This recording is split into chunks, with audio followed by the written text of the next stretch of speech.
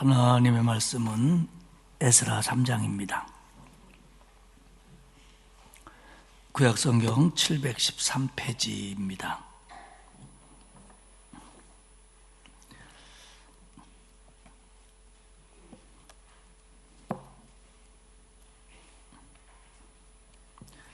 에스라 3장 1절에서 13절 말씀까지 우리 교독을 하도록 하겠습니다.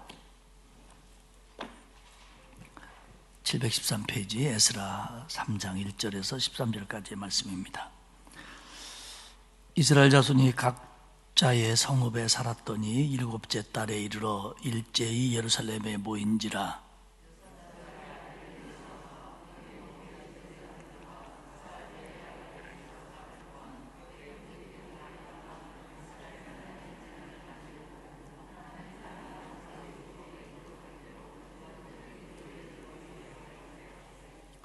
우리가 모든 나라 백성을 두려워하여 제단을 그 터 위에 세우고 그 위에 아침 저녁으로 여호와께 번제를 드리며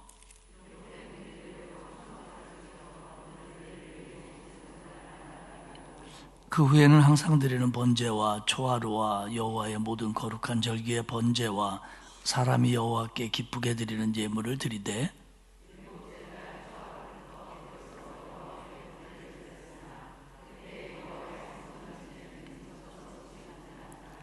이에 속수와 목수에게 돈을 주고 또 시돈 사람과 두로 사람에게 먹을 것과 마실 것과 기름을 주고 바사왕 고라스의 명령대로 백향목을 대반해서 욥바 해변까지 운송하게 하였더라.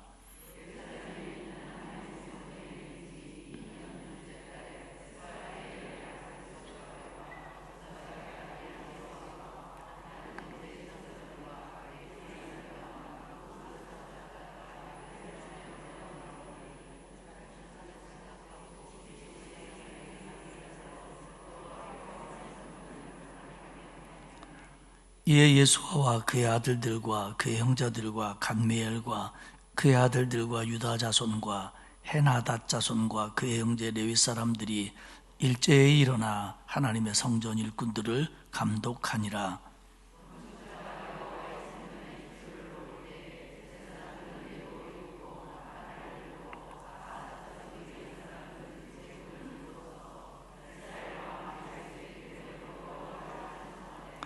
찬양으로 화답하며 여호와께 감사하 이르되 주는 지극히 선하심으로 그의 인자하심이 이스라엘에게 영원하시도다 하니 모든 백성이 여호와의 성전 기초가 놓임을 보고 여호와를 찬송하며 큰 소리로 즐거이 부르며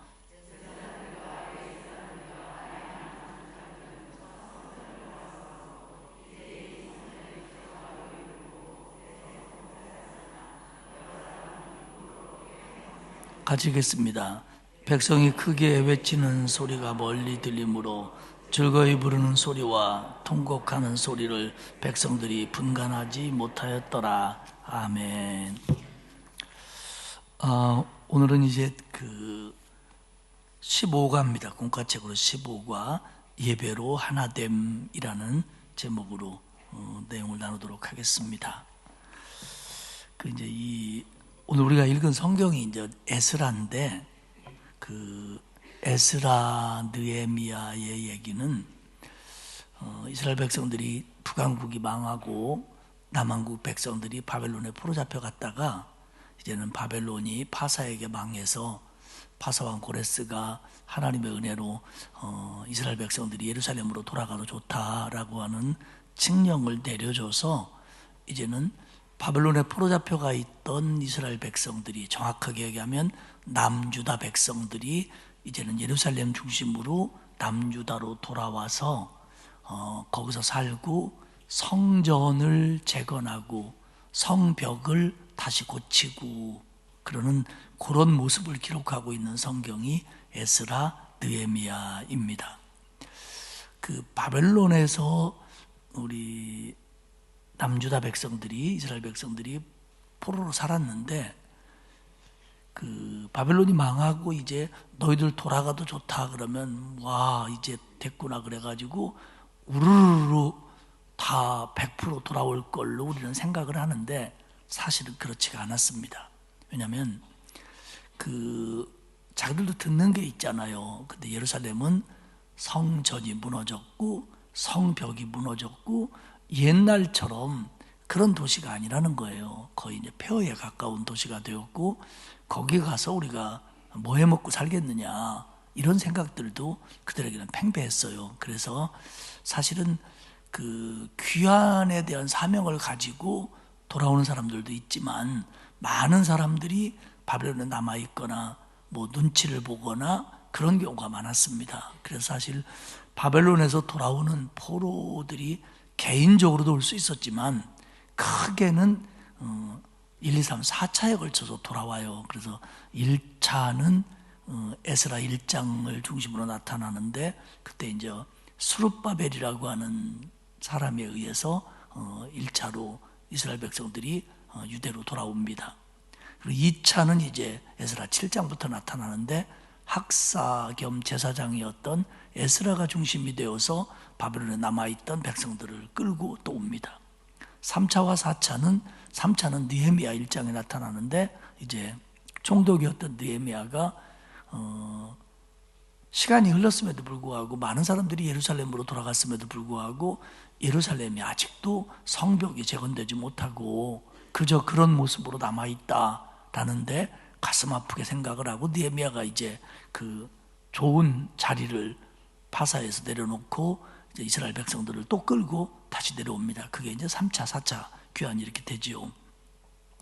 그리고도 이제 많은 사람들이 오지 않았고 거기서 이제 흩어지지요. 그래서 바벨론을 중심으로 이제 뭐 우리가 얘기하는 터키로, 그리스로, 로마로, 뭐 유럽의 여러 나라들로 이제 흩어지게 됩니다. 그런 사람들을 이제 우리는 디아스포라라고 부르고, 그 사람들의 후손들이 계속 유럽에 남아 있어서 스페인에, 독일에, 프랑스에, 헝가리에 남아 있다가 사실은 2차 대전 때 이제 그런 수모를 당하게 되는 겁니다.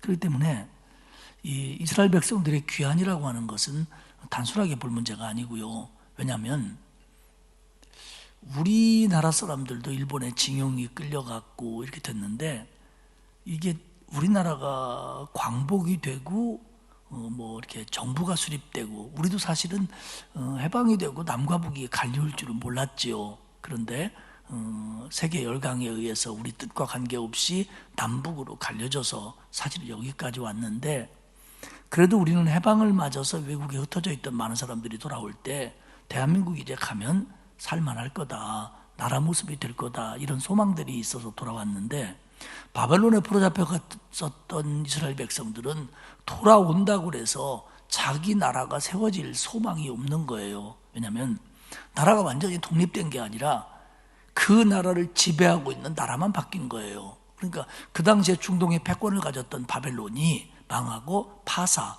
페르시아, 이란의 전신이죠. 페르시아가 그 모든 나라를 지배하면서 바벨론과 정책이 바뀌어서 니네 예루살렘으로 돌아가서 성전을 짓든지 뭐 그런 거 니네가 알아서 해. 그러면서도 여전히 총독을 파송하고 그런 정치를 했다는 겁니다. 그래서 그런 총독의 한 사람이 스룹바벨이고, 또 그런 총독을 자원한 사람이 느헤미야예요. 그러니까 여전히 그들은 속국이었습니다. 식민국가였어요. 그러니까 뭐 거기 사나 여기 사나 우리가 식민지로서 뭐 다르냐. 그리고 고향으로 돌아가봤자 먹고 살 일도 없는데 뭘 가. 이런 사람들이 이스라엘 백성 가운데 많았어요. 그러니까 이러다 보니까 돌아와서도 마음이 하나 되는 문제나 어떤 성전을 짓는 문제나 이런 것들에 마음을 합친다거나 뭐 힘을 합친다고 하는 것들이 쉬운 문제가 아니었다는 겁니다.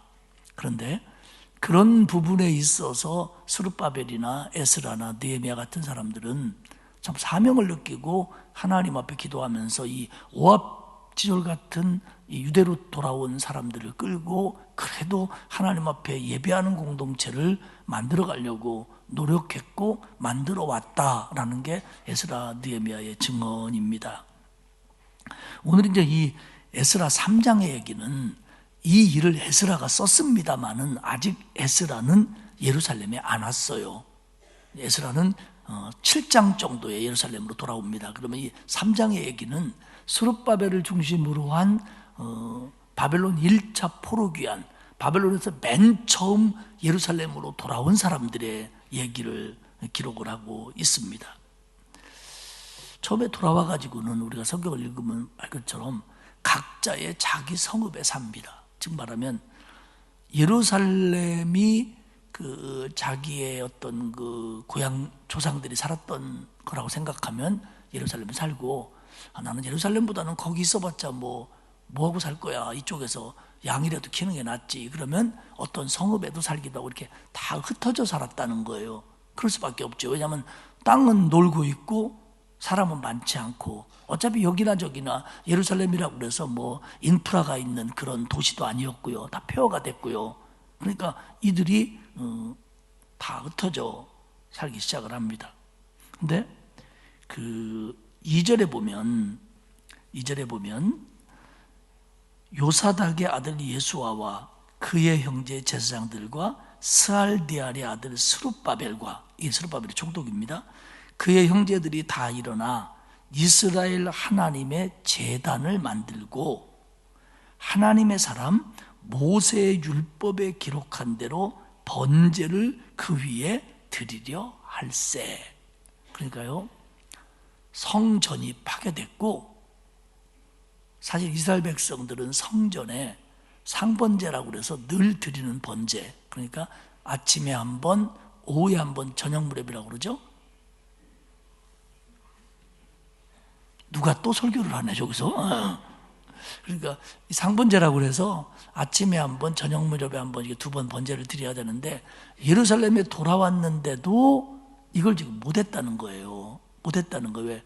성전이 없으니까. 그래서 이들이 제단만 만들어 놓고, 성전터에다가 임시로 제단만 만들어 놓고 거기에서 번제를 드렸다는 거예요.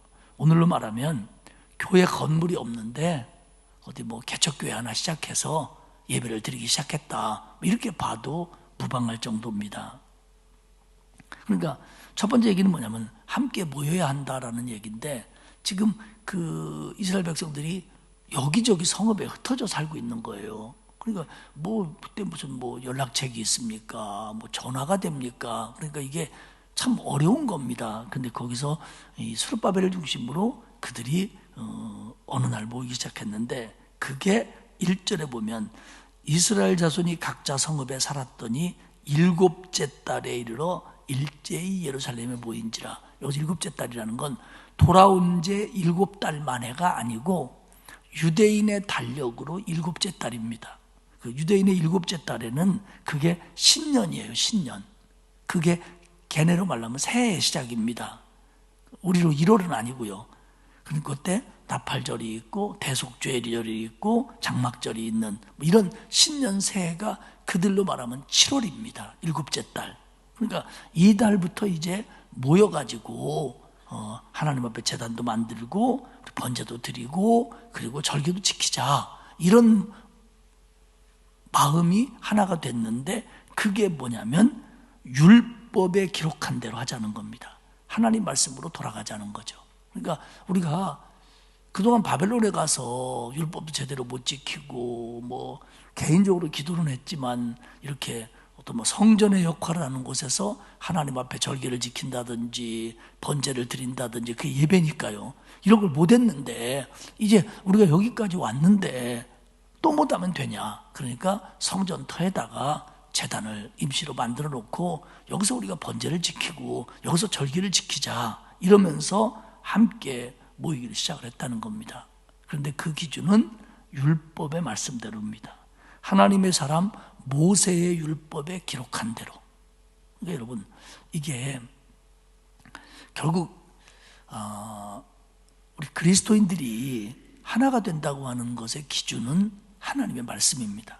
그러면 여기에 강석교회가 있고 저기에 강동교회도 있고 강남교회도 있고 강북교회도 있고 교회들이 있는데, 그 교회들이 하나가 될 수 있느냐 없느냐의 문제는 교단도 아니고 교파도 아니고 말씀입니다. 결국 이 하나님의 말씀에 입각해서 우리가 서로 같은지, 그리고 다르다면 그건 이단인 거죠. 말씀에 비추어 볼 때. 그러니까 지금은 우리가 좋은 게 뭐냐면 성경 말씀이 딱 이렇게 인쇄되어 있잖아요. 그리고 우리가 봐도 뭐 성경에 보면 예수 그리스도는 하나님의 아들이다 이렇게 돼 있는데 누가 하나님의 아들이 아니다 그러면 성경과 어긋난 거니까 우리가 판단할 수 있잖아요. 근데 이게 초기 기독교회는 물론 지금도 이제 성경을 모르다 보니까 그런 거 말고 부수적인 얘기하면 뭐 이단들이 얘기하는 얘기 혹하고 넘어가는 사람도 있습니다만은 초기 기독교회에 있어서는 이렇게 인쇄화된 성경이 없었기 때문에 뭐 이단이나 사입이나 이런 것들이 날뛸 때 판단하는 기준이 없었다는 거예요. 그래서 사실은 그 바울이 편지를 보낼 때는 거짓 교사들이 교회 안에 들어와 있는데도 그걸 거짓 교사인 줄 모르는 거예요. 왜? 기준이 없으니까, 기준이. 어쨌든 우리는 우리의 모임이나 하나됨이나 어떤 그 설사 우리 강석교회가 이렇게 이런 방향으로 간다고 할 때 그게 말씀에 어긋난다 그러면 여러분은 따라가지 않아야 돼요. 아무리 담임 목사가 여러분에게 이렇게 하자 그래도 그건 하나님 말씀에 비춰볼 때 아닌 것 같다 그러면 따라오시면 안 되는 거예요. 이분들 굉장히 나를 지금부터 경계하기 시작을 했어요. 예. 그럴 리 없으니까 걱정하지 마시고요. 예. 그러니까 결국 바벨론에서 돌아와서 예루살렘에서 어차피 그들이 돌아올 때 정치 공동체를 꿈꿀 수는 없었어요. 왜냐하면 그 돌아온 힘 가지고 파사나 이런 나라를 대항할 수가 없어요. 그러니까 끝까지 못 이기잖아요. 여러분, 이들이 돌아와 가지고요. 그때가 이제 뭐 400년, 그러니까 이제 580년에 갔다가 뭐 50년 만에 지중해 들이 500년대 되고 나중에 3차, 4차는 400년대, 주전 400년경에 돌아오거든요. 근데 주님 오실 때까지도 독립이 안 됐잖아요. 로마에게 지배받고 있었잖아요. 그전에는 뭐 헬라에게 지배받았고 또 뭐 이집트에게도 받았고 뭐 계속 지배받고 있었잖아요. 그러니까 결국 이들은 그 중동에서 자기들의 어떤 정치 공동체를 만들 수가 없었어요. 그러면 그들을 하나로 만들 수 있는 건 신앙 공동체인데 그래서 그 일을 하려고 스룹바벨이나 에스라나 느헤미야가 그렇게 노력을 했고 그들이 신앙 공동체가 되려면 그들의 구심점인 성전이 세워져야겠다. 그래서 사실은 스룹바벨이 오자마자 성전을 지으려고 했는데 사람들이 흩어져 살고 있으니까 안 되잖아요. 그래서 이제 모여서 에스라 3장에 보면 하나님 앞에 제단을 쌓고 이제는 예배부터 시작하자. 이러면서 이제 하나둘씩 시작을 하는 겁니다. 두 번째 얘기는 그들이 이제 이 예배 후에 이제 성전을 지어야 될 필요성을 느끼는 겁니다. 하나님 앞에 이런 예배도 드리고 저런 예배도 드리고 또 말씀에 입각해서 그들이 모이다 보니까 이제 하나님의 은혜가 임하니까 그래. 우리가 여기 온 목적이 뭐야? 우리는 어차피 우리 조상들이 애굽에서 나올 때부터 성막을 중심으로 걸어왔고 그리고 가나안 땅에 와서도 우리는 성전 중심을 살았는데 성전이 무너지고 바벨론에 포로잡혀 갔으니까 이제는 돌아왔으니까 우리가 성전을 건축하자. 그래가지고 다시 성전을 건축하기 시작하는 거예요. 그래가지고 뭐 이제 목수도 세우고 또 레바논에서 또 나무도 가져오기 시작하고 뭐 이런 일도 시작하는데 어쨌든 거기 모인 사람들이 몸으로 하는 헌신을 하고 뭐 재산도 별로 없잖아요. 바벨론에서 뭐 가지고 왔겠어요. 그렇지만 그런 거 가지고 헌금도 하고 또 레위인들은 또 감독도 하고 이러면서 이제 그 예루살렘 성전이 시작을 하는 겁니다. 근데 이제 쭉 에스라를 읽어보면 알겠지만은 바로 이게 되는 게 아니고요. 또 방해도 와요. 방해도. 또 유다 백성들이 성전을 지으면 그걸 중심으로 힘을 가질 겁니다. 그러니까 성전 직회 내비둬서는 안 됩니다. 이렇게 이간질하는 것들이 파사에 찔러가지고 못하게 하려고 하는 그 주변에 그 예루살렘 근처에 사는 이방 족속들 또 사마리아 사람들 이들이 방해를 합니다. 그래가지고 이게 한동안 또 정지가 돼요. 못 짓고. 그래가지고 이제 나중에 이제 다시 또 시작을 하고 그렇게 시작한 가운데서 이제 에스라가 오고 성전은 지었다고 하지만 덩그러니 남아있고 엉망입니다라고 하는 얘기를 느헤미야가 듣고 가슴을 치며 슬퍼하면서 자원해서 예루살렘 총독으로 옵니다. 그래가지고 성벽을 재건하는 거죠. 왜냐하면 그때 성은 성 안의 사람들을 보호하고 하나 되게 하는 도구인데, 성 전만 덩그러니 있고 사람들이 여기저기 살다 보니까 이게 하나가 안 되니까 느헤미야가 와서 이제 성벽을 세우고 성전은 이미 이제 세워졌고요. 이렇게 되는 겁니다. 그렇기 때문에 결국 이런 일들이 만약에 없었다면 이 예루살렘 공동체는 아마 그냥 흩어지고 말았을 거예요. 그러나 그런 그 포로기를 겪고 자기 나라들이 세워지지 않았지만 그래도 예루살렘에 돌아와서 성전을 짓고 성벽을 짓고 신앙의 정체성을 지키고 율법을 지키려고 했기 때문에 그래도 이스라엘의 하나님 신앙이 그래도 꾸준히 갔다는 거예요. 그러니까 이게 다른 나라들이 지배한다고 하더라도 그 나라의 세력이 커지면 함부로 하지를 못했어요. 그래가지고 사실 예수님 당시에도 그렇고 AD 70년이 되기 전까지 로마가 예루살렘을 지배하지만 함부로 못했어요. 그래서 총독이 예수님 십자가에 달릴 때 어떤 면에서는 유대 공의회인 산헤드린의 눈치를 봐가지고 그놈들이 자꾸 예수님 죽이자고 하니까 알았어, 난 몰라, 니네끼리 알아서 해, 이렇게 해버리잖아요, 본디오 빌라도가. 근데 우리 생각으로는 로마가 이스라엘을 지배한다 그러면 로마 맘대로 하면 되는 거 아니냐. 근데 로마 맘대로 할 수 있지만 로마가 여러 도시들을 지배하는데 여기서 자꾸 반란이 일어나고 맘대로 하다가 부작용이 일어나면 로마도 골치 아프잖아요. 그러니까 이렇게 안 하려고 그냥 지배하고 세금이나 걷어가고 지네 맘대로 하지만 어쨌든 평화로운 나라를 만들어 가는 것이 로마의 기조였다는 겁니다. 그래서 총독들을 파송할 때도 너네 어쨌든 거기 가서 시끄럽게 하지 말아라, 그놈들 조용조용히 다스려라. 그리고 그 나라가 자꾸 시끄럽다 그러면 총독의 점수가 깎이는 거죠. 그래서 본디오 빌라도 같은 사람은 나중에 이제 점수 깎이고, 그러다가 이스라엘 백성들이 자꾸 막 독립하겠다고 로마한테 대들고 그러니까 로마가 아주 군대를 보내가지고 티투스라고 하는 장군이 나중에는 황제가 되는 사람입니다. 와가지고 예루살렘을 완전히 초토화시켜버려요. 그때 예루살렘 성벽과 그나마 남아있던 성전, 예수님 당시 성전이 있었잖아요. 예수님 성전을 깨끗게 했잖아요. 그 성전이 완전히 무너져 버리는 거예요. 지금까지 못 진 거예요. 왜? 그 터를 아랍인들과 나눠 가지고 있으니까. 그러니까 만약에 그들이 바벨론에서 귀환해 가지고 이런 신앙운동을 하지 않았더라면 그 예루살렘 땅은 정말로 이방인과 모든 사람이 섞여 사는, 그나마 주님이 오셔서 말씀을 가르치고 메시아를 기다릴 사람조차도 없는 나라로 돼버렸을 거예요. 근데 이 스룹바벨이나 에스라나 느헤미야 이런 사람들의 노력이 결국 바벨론에 포로잡혀갔던 이스라엘 백성들의 신앙을 다시 회복시키는데 굉장히 큰 역할을 했어요. 그리고 그 중심점이 다시 세워진 성전이었고요.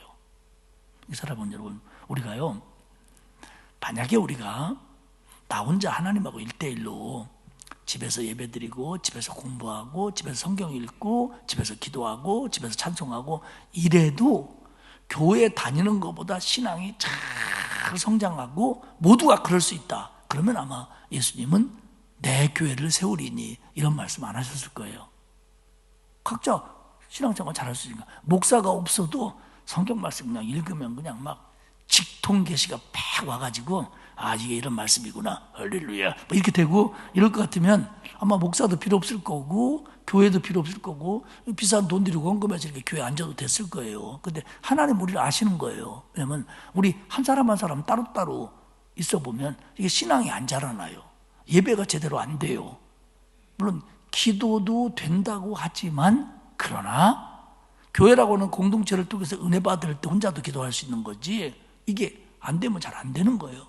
그래서 하나님은 구약시대에 이들을 어쨌든 성전을 중심으로 붙들어 주셨고, 이제는 그게 필요 없고 주님이 오셨을 때 주님을 중심으로 주님을 믿는 사람들의 교회를 세워서 그 교회 속에서 말씀을 가르치는 자들이 있고 은혜 받는 자들이 있고 그들이 전도하는 자들이 있고 그래가지고 하나님 나라를 확장하고 그리고 우리의 신앙을 지금까지 지켜오게 하셨다는 겁니다. 할렐루야. 여러분, 우리 솔직하게 얘기해서 이 코로나가 더 길어져서 여기서 예배 못 드리고 온라인으로만 계속 예배 드리는 시간이 한 10년 됐다고 그럽시다. 상상도 하기 싫죠. 여러분, 우리 처음에 코로나로 예배 못 드리게 하다가 다시 예배 드리라고 그럴 때, 아이고, 막 눈물 나고 막 교회 못 가서 막 큰일 난 줄 알았더니 요새는 올 수 있는데도 교회 안 가도 큰일 안 나네? 이러고 있는 거야, 다.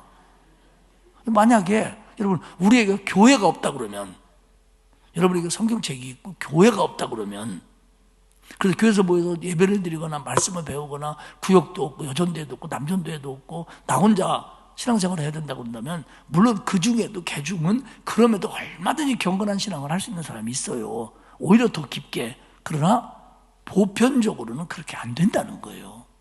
덜 된다는 거예요. 그러다가 세월이 흐르면 우리는 했을지 몰라도 우리 애들, 지금 뭐 초등학교 중학교 다니는 애들이 교회 안 다니고 그냥 우리 집에서만 내가 가르치는 신앙생활을 했다고 그럽시다. 그러면 그 아이들이 얼마나 신앙이 될 수 있고, 걔들이 커서 그 다음 애들을 가르칠 때는 얼마나 할 수 있냐는 거죠. 어제 어떤 한 분이 그러시더라고요. 본인은 11시 예배 드리는데 한 10시 10분이면 온다는 거예요, 교회에. 왜 그러냐면 손녀가 유년부인가 초등부인가 성가대인데 늦으면 큰일 난다는 거예요. 10시 10분까지인가 와야 되는데, 그래서 그놈이 10시 10분까지 와야 되기 때문에 10분이나 15분이라나 그래서 같이 와가지고 그놈 데리고 와야 되니까 가족이 다 그때 걔한테 맞춰오는 거예요. 걔가 선지자예요. 아빠 엄마가 지각을 못하는 거예요, 걔 때문에. 지각이 뭐요? 아주 와서 일찍 오잖아요. 그러니까 이게 유년부라고 하는, 초등부라고 하는, 교회라고 하는 것이 있기 때문에 이렇게 되는 거지, 만약에 그게 없이 각자 집에서 10시에 성가 연습해라, 그럼 이게 되겠냐 이거예요. 그렇기 때문에 우리가 함께 모인다는 거, 함께 기도한다는 거, 함께 일한다는 거, 함께 예배한다는 게 얼마나 소중한지를 우리는 알아야 합니다. 지금 연합구역 예배 아니었으면 오늘 구역 예배 안 드리고 그냥 집에서 자빠져 죄송합니다. 누워 있을 분도 있잖아요. 소파에 둥그러 갖고 재밌는 거 하나도 없네. 사지도 않으면서 여기 갔다 저기 갔다. 안 봐도 뻔해요. 옷도 그냥 대충 입고 사나, 그냥 머리 산발해가지고 그냥 극적 긁으면서 지금 아무도 없으니까 지금 뭐 제가 꼭 제 아내를 얘기하는 건 아니에요.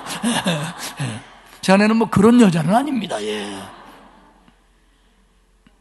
그렇기 때문에 우리가 어떤 때는 뭐 그냥 또 오라고 그러는데, 뭐 또 연습하라고 그러는데, 또 예배 드리라고 그러는데, 또 만나자고 그러는데, 이런 게 좀 성가시일 수도 있고 또 취향에 따라 다를 수 있지만, 어쩌나 함께 모이고 함께 예배하고 함께 일하는 건 연약함이 많은 우리에게는 하나님이 주신 은혜의 수단이라는 걸 믿으시기를 축복합니다. 여러분, 이게요, 제가 대학원에서 그 강의를 듣는데, 우리는 이제 세미나 과목을 듣다 보니까요, 한 반이 어떤 때는 3명이 들을 때도 있고 4명이 들을 때도 있는데, 제가 그 부목사 하면서 이제 대학원을 다녔는데, 청주에서 부목사 하면서 화요일날 새벽에도 끝나고 프라이드를 타고 막 옵니다. 막 9시 수업에 늦지 않으려고. 그러면 9시 수업에 얼마나 졸리겠어요. 막 새벽에도 끝나고 새벽에도 인도하고 또 와야 되니까. 그리고 수업을 신청했는데 그게 너무 인원이 적으면 강의를 열리질 않는데, 그 마침 교수님이 학기 초에 미국에 가셔가지고 신청한 사람들의 강의가 그냥 있는데 돌아오셨는데, 취소하고 그래갖고 딱 3명이 남은 거예요. 근데 3명 중에 한 사람은 학교를 왜 다니는지를 모르겠어. 자기가 교수인지 학생인지 구분을 못해요. 그래서 오고 싶으면 오고 안 오고 싶으면 하고 그런 사람이 있고요. 한 사람은 중간에 휴학을 했어요. 그래서 가면 나하고 단 둘이, 교수님하고 딱 둘이거나 아니면 이 왔다리 갔다리 하는 사람, 자기가 교수인지 학생인지 구분 못하는 사람, 이 사람 왔다. 이게 그래갖고 좀 이게 사람이 많아야 좀 늦게도 가고 설적도 가고 안 가기도 하고 도망도 가고 그러는데, 이건 뭐 교수님하고 딱 둘이니까 어떻게 하지를 못하겠는 거예요. 그래서 어떻게 해요? 그리고 이게요, 해찰도 못하고요, 졸지도 못하고요, 그리고 꼭 질문도 나한테만 해요. 왜냐면 나 혼자니까 대답도 나 혼자 해야 되고. 그래도 그분도 또 이제 서울시대 교수가 아니고 외부에서 오는 훌륭한 그 에큐메니컬 운동을 했던 그분이라 중요한 과목이라 듣는데 아유 죽겠는 거예요. 교수님 그만하시죠. 왜냐면 이 연세도 있으신데 꼭 시간을 지키려고 그러는 거예요. 그러면 그게 얼마나 수업이 길은데요. 말이 3시간짜리니까. 근데 뭐 중간에 뭐 소변이 보고 그러지만 이게 50분짜리 3시간짜리니까 그러면 뭐 한 2시간쯤 오면 그만하죠. 저 청주 가야 되는데. 그럴까요? 그만합시다. 근데요, 그래도 그게 있으니까 가니까 공부가 되지. 예를 들어서 교수님 혼자고 저 혼자인데 그냥 저 집에서 공부할게요. 그러면요 그만큼 안 해요. 그만큼 안 해요. 우리가 그냥 보세요. 학교 가기 싫어하는 애 치고 공부 잘하는 애 별로 없어요. 네. 어쨌든 교회 오기 싫어하는 사람 치고 신앙 잘 잘하는 사람 못 봤어요. 나는. 어쨌든 구역 예배 드리기 깨끗하면 징그럽게라고 할 뻔했는데 구역 예배 드리기 싫어하는 사람 치고 구역원들을 위해서 막 밤새고 기도한다? 그건 아닌 것 같아요. 하여간 우리는 모이기를 기뻐해야 되고요, 모여서 예배하기를 기뻐해야 되고요, 모여서 찬송하기를 기뻐해야 돼요. 그래가지고요 이제는 스룹바벨 중심으로 이들이 모였어요. 그래가지고 이제 임시재단 놨다가 이제 성전에 기초를 놓으면서 이제 시작하는데 그들이 얼마나 그게 감동인지, 얼마나 감동인지.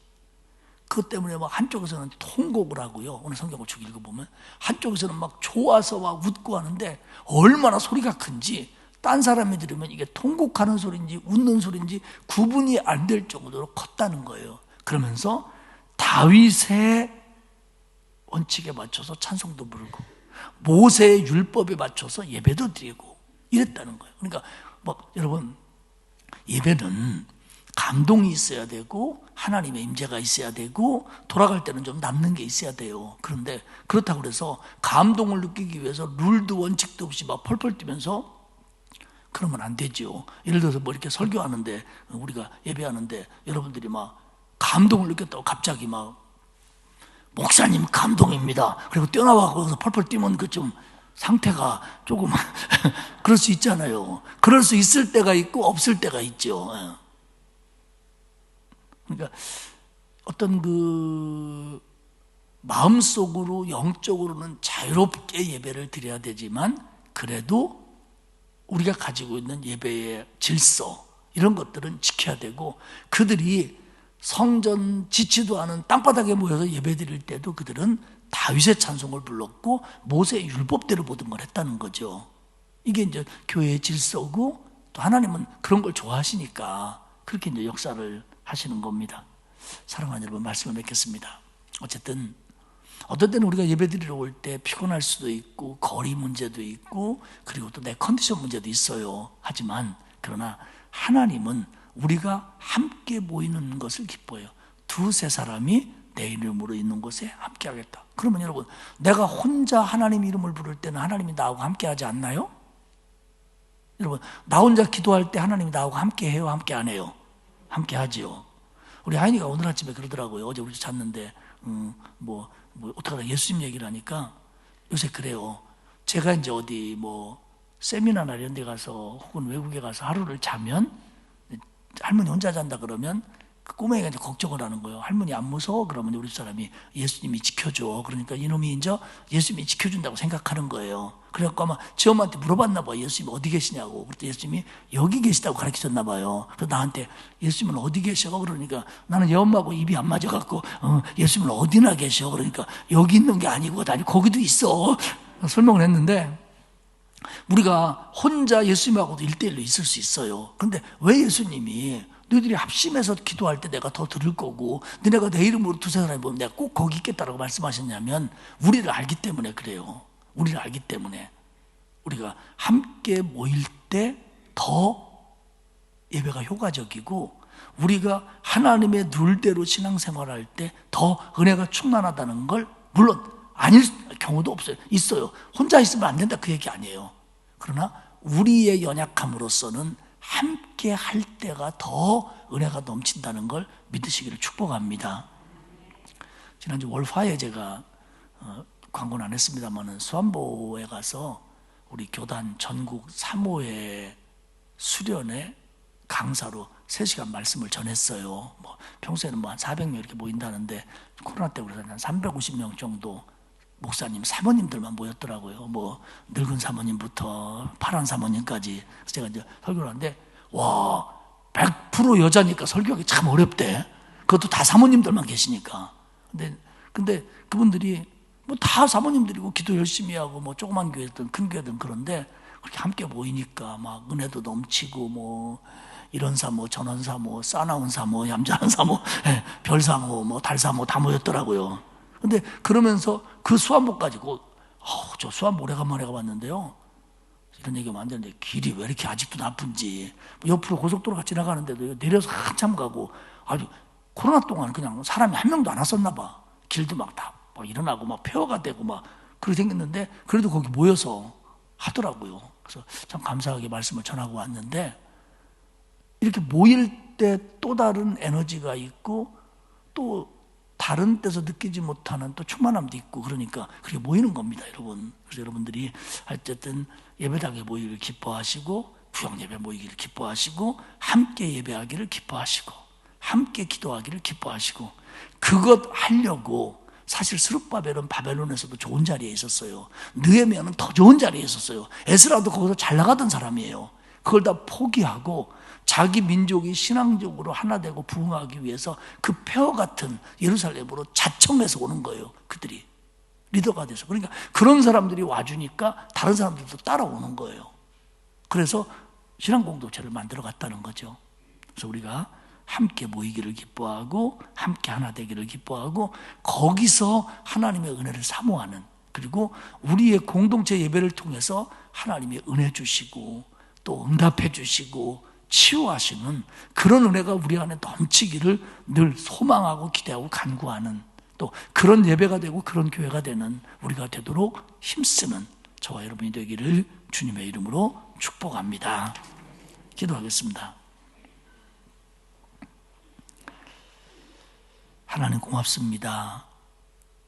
저희들을 사랑해 주셔서 구원해 주시고 하나님의 자녀 만들어 주신 거 감사합니다. 때로는 내가 골방에서 하나님께 홀로 기도도 하고 어떨 때는 혼자 말씀을 읽기도 하고 그러면서 은혜 받기도 하고 힘을 얻지만 그래도 우리가 연약하기에 함께 모여 예배하고 함께 모여 찬송하고 함께 모여 공부하고 또 함께 힘을 합하여 하나님의 일을 하게 하심을 감사합니다. 이 일이 소중함을 깨달아 모이기를 힘쓰게 하시고 모여 기도하기를 힘쓰게 하시고 모여 헌신하기를 좋아하게 하시고 모여 예배하기를 감사하게 하옵소서. 그때마다 은혜 주시고 그때마다 힘 주시고 그때마다 들어주시고 그때마다 치유해 주시고 그때마다 우리를 만나 주옵소서. 오늘 함께 모인 우리 구역원들, 또 구역을 위해서 수고하는 구역장, 강사, 지역장들, 우리 구역원들 특별히 은혜 주시어서 그 모일 때마다 기쁨이 있고 감사가 있고 은혜가 있게 하시옵소서.